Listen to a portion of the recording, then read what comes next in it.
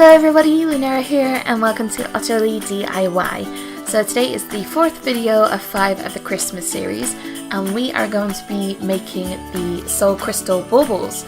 Now I know it's after Christmas, but this is actually a really cute DIY that I loved doing. I got some craft baubles from a shop called Tiger and some nail varnishes. I just got them from Poundland. Just so I could get whatever was the cheapest available, so some glitter ones and some plain coloured ones.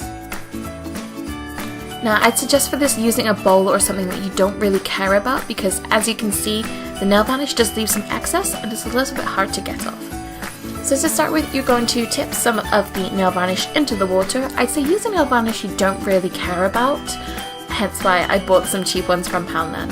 Then taking the bauble, making sure it's already closed, and you just pop it into the water where the nail varnish is. You can use a pencil or stick or something to wipe away the excess around it. And that's it. I'd say give this a few practice tries, maybe on like a plastic bottle or something, just so you can get the desired effect and just experiment. It was a lot of fun of an experiment with this.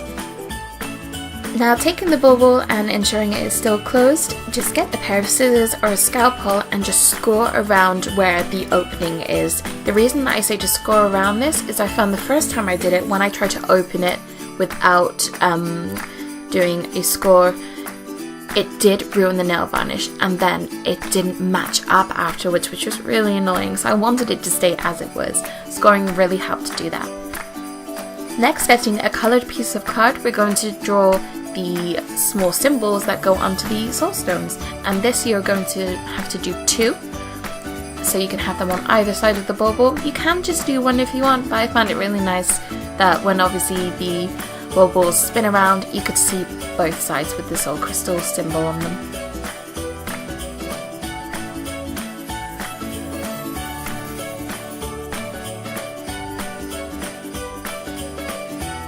So here I'm just drawing the symbol. I drew around 1/2 of the bauble first just to make sure I get the desired size for it, and just so I can see how big or how small I actually wanted it.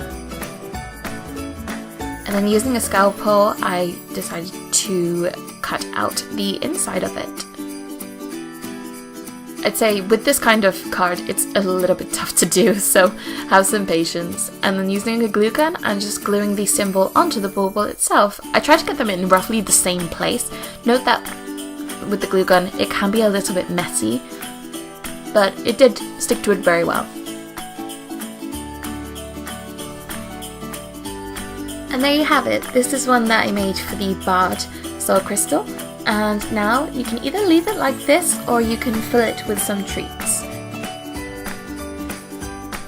Now I found that giving this to a friend as a gift, I did want to fill it with edible treats. Of course you can fill it kind of with little figurines or anything really.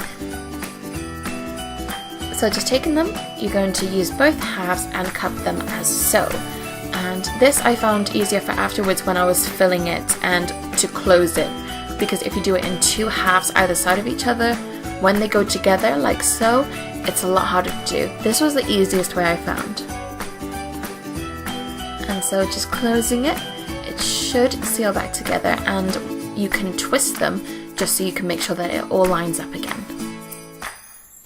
There we go. And it does make a fun little wrapping noise. Like I said, you could fill it with anything really, so with this one I decided to use some glittery little pom-poms in there, kind of like little snowballs, which I thought was a really cute little touch to add to the glitter. Here's an example of what I did for Warrior as well. I used some strawberry laces to put inside, which was a nice little addition. And there we go. So like I said, you can do as many different designs as you want. You can add different treats in there, you can add non-edible things in there. They're just really sweet little gifts for people who play Final Fantasy XIV and maybe they have a specific main that they absolutely adore. And even after Christmas, I am actually keeping my ones of these because they're just nice little touches for going around the room. So I hope you enjoyed this tutorial. Please like, comment, subscribe, and I hope you guys had a wonderful Christmas.